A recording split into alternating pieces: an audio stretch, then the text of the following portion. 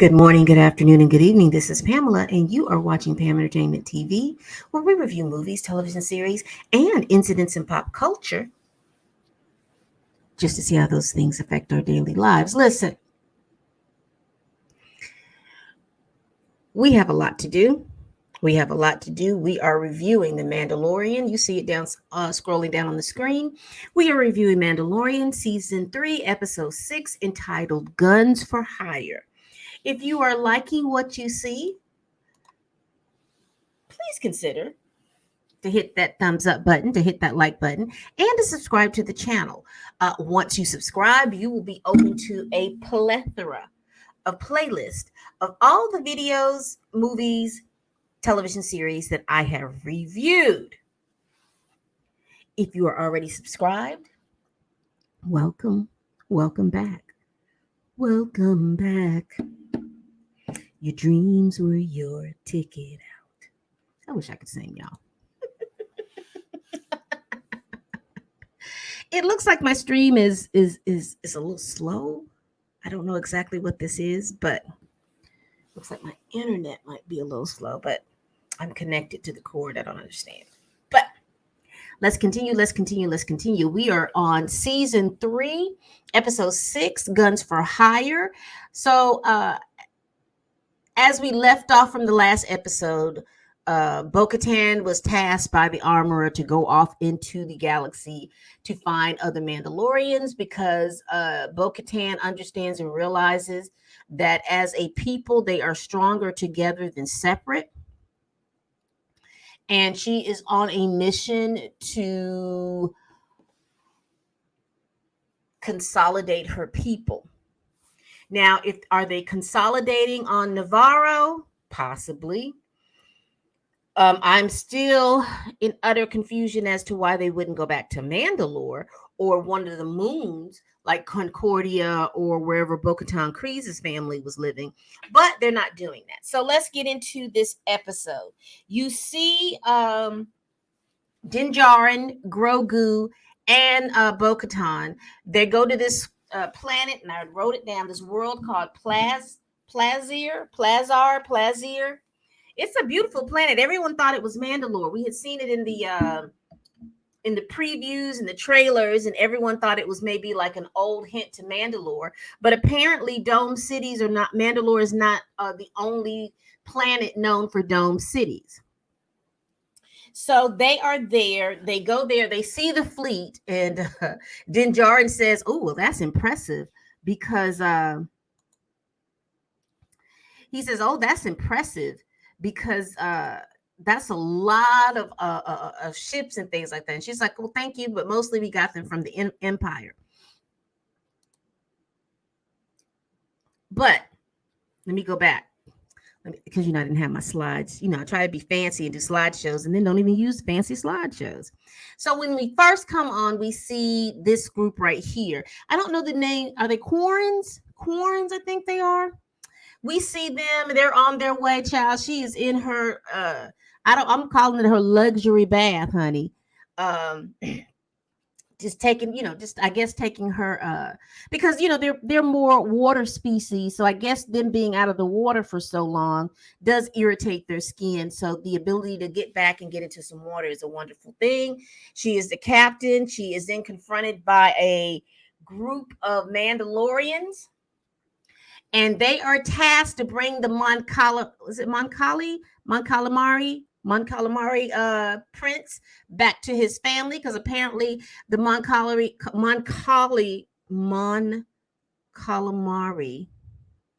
and the Quarren are in a relationship, and it is a forbidden relationship. And therefore, the Mandalorians are tasked. The bounty hunter Mandalorians are tasked with bringing him back home, and that's basically what they do. The two don't want to leave, and then they have this little ritual over here where they're kissing and not wanting to leave each other. But they do understand. The Quarren understands that she doesn't want her ship and all the people on her ship put into any harm. By the Mandalorians, because their ship is a big and vast ship, but it's not like that big class ship that Mandalorian has. So as I was talking about earlier, then we get to when I talked about Bo-Katan Din and Grogu get to Plazar. I can't think of what, I can't pronounce it the way that it is pronounced. I think it was Plazar. They get to this world, and again there's a lot of dome cities and things like that. So it is a beautiful, the dome city concept is a beautiful concept. It's a real pretty. I just took multiple shots and then just of them leaving their Bo-Katan ship, but just looking at that dome city, it looks very pristine and clean, but it also is not detrimental to the landscape. I thought that was what made it beautiful to me. You see all the greenery and the swamps and everything like that. They are in cohesion with nature. It appears to me. So I guess it may be something different because of the fact that they are a dome city. They may have some underground parts of the city that may be in conflict with the planet. But when you look at it from a cruiser's or a spaceship's point of view, it's a beautiful, beautiful city. It's very beautiful to me. Then we get in, and honey, when I saw this, I saw Jack Black and Lizzo. Jack Black and Lizzo. They are the royalty of Plazier. So there's a lot of people that live there. The city in the I guess in the Republic, they have, because he is a former imperial guard, imperial executive or lieutenant or higher ranks official.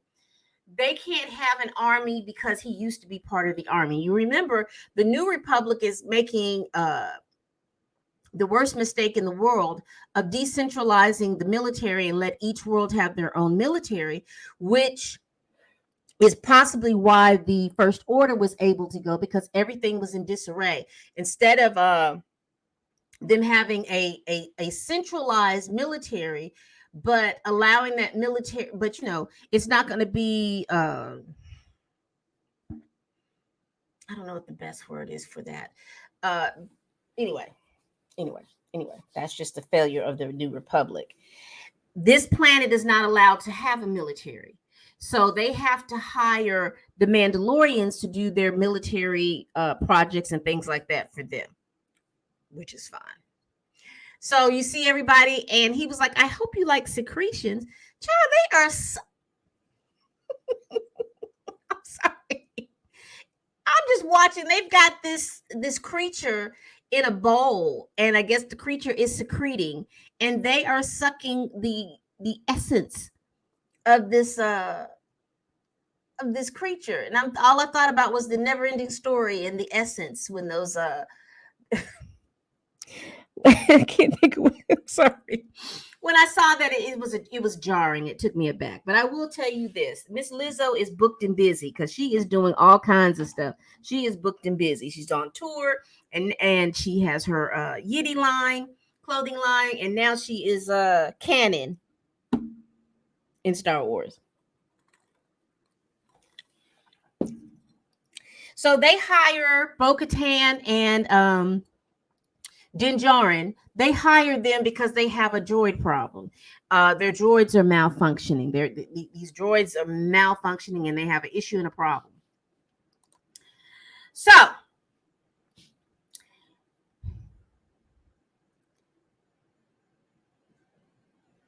I guess what I wanted to talk about, or just say, it's interesting about the bureaucracy and how bureaucracy everywhere through the New Republic is so massive, tedious, and inefficient. It's efficient because it's just moving. You see it moving, but there are so many everything is so tedious and everything like that. Like, they can't even handle their own internal problems because they're not allowed to have weapons. They're not allowed. It's almost like they're crippled. And it makes me think about how a lot of times, even in the real world, how nations will cripple another nation.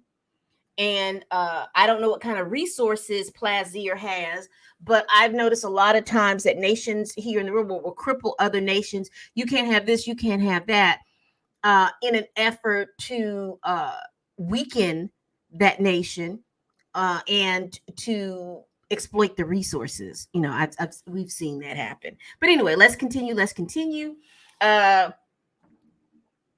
So they go down to let me see. Am I on my slides?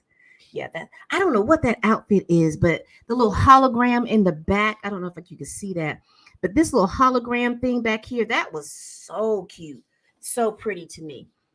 So pretty to me. The colors and the vibrancy of the colors is pretty to me.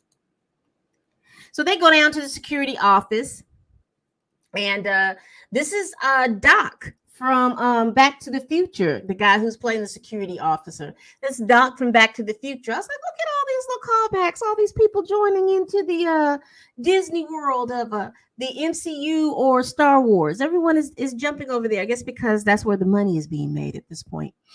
So you see, they go down and they talk with him, and he's like, well, you need to go down and talk with the Ugnaughts. Baby. When I saw them, I was like, Quill. We miss old Quill. Quill got in second season, but we miss Quill. They basically tell them there's nothing wrong with the droids because they do great work with the droids. They are the hardest working species in the galaxy, and they know there's nothing wrong with their droids.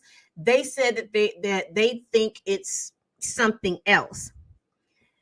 They say it's something else. They don't know what it is, but they know that they're not the ones with the problem with the droids. They didn't program them droids like that. They know there's not a problem. And so then they go down to check with we've gone ahead of ourselves. That's not the slide I wanted. I think this is it. Let's hope. I think this is it. When we see the chase scene, they go down, they agitate a droid, and you see Bo-Katan and Din Djarin just out here showing out. Just the whole thing. They're running through the streets of Plazir to figure out and get the droids. And then inevitably what they find out is that there are nanobots or nano particles in the droids that's causing the droids to act like that. And then we find that, you remember I told you, Doc from Back to the Future? He's a separatist. And he started pontificating about Count Dooku, the most brilliant Count Dooku, and they shut him down.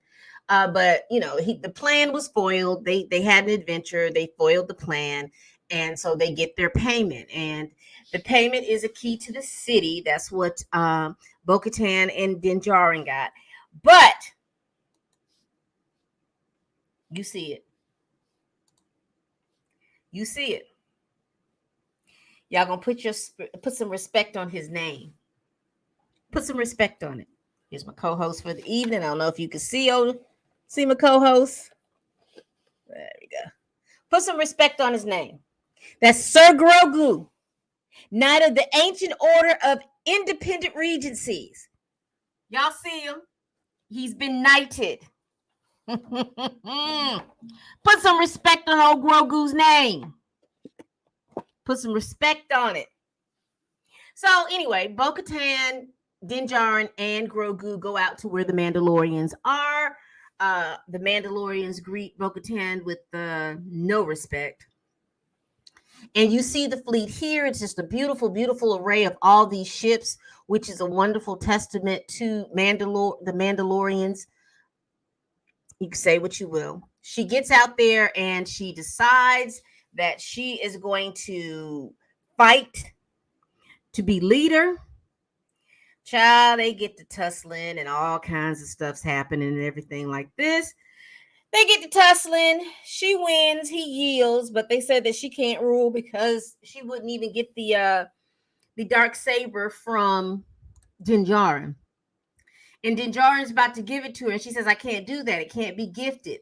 Then he explains, because I think back in that episode when they were in the mines of Mandalore, we saw where whatever that freakazoid, androidish, whatever that was, General Grievous-esque thingy had got the drop on Din Djarin and beat him down and was sucking his essence out.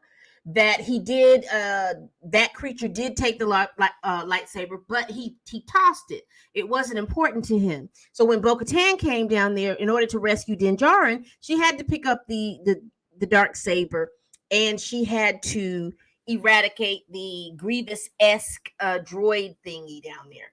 So in essence, that is what Din Djarin tells them. They believe him because, this is the way. So Bo-Katan once again has the dark saber. This time she has earned it. I don't know. So she takes the dark saber. She wields the dark saber. She holds it again. She looks good holding it. Din Djarin looks good over there next to it. But I'm sorry. I don't care what y'all say. I don't care what y'all say. I think Din Djarin and Bo-Katan look good together. I think Din Djarin and Bo-Katan, he can be the zealot, and she can be, the one that softens him, because they need to raise Grogu. I'm sorry, but they need to be raising Grogu, because Grogu, I'm just going to go back really quick. Grogu is using his powers for parlor tricks now that he is hobnobbing with the royals and whatnot. He's in there using his powers just for trickery and fun and all this other stuff. And which is and I really want to say this. I know a lot of us like, oh, well, he needs to be so much further in his training and all this other stuff.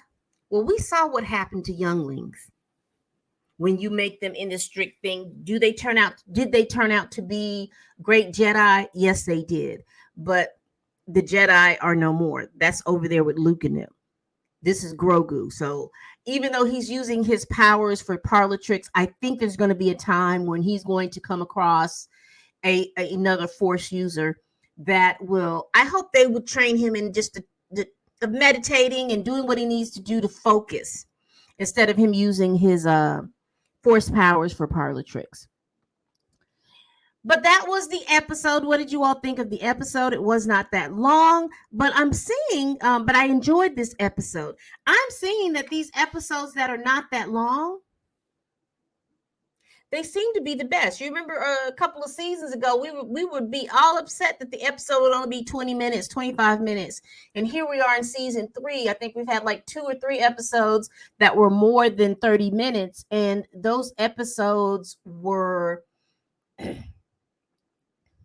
they weren't trash, but it just wasn't as much fun as I've seen these shorter episodes. We learn a lot of different information. The pacing in those episodes is a little slower, but we learn a lot of information, but they're just not as fun as these 25-minute episodes. So I will tell you right now, I'm not going to be complaining no more about the episodes. If I'm going to get all I need out of those episodes, then there's no need for me to complain about them, child. I'm just telling you now. All right, please support the channel. Please hit the subscribe button. And if you like this video, please hit the thumbs up. If you didn't, put the thumbs down. Either way, it's engagement, and I need for you to let me know. If you got a question, or if you have anything that you want to add about this video, please place it down in the comments. Also, be real quick. Y'all gonna put some respect on his name. He is now Sir Grogu. We will no longer be calling him Grogu. This is Sir Grogu. He's the Knight of the Ancient Order of the Independent Regencies, and that is who he is. He has been knighted. Someone needs to give him a saber, a lightsaber. He needs to find him one, because he is now considered to be a knight.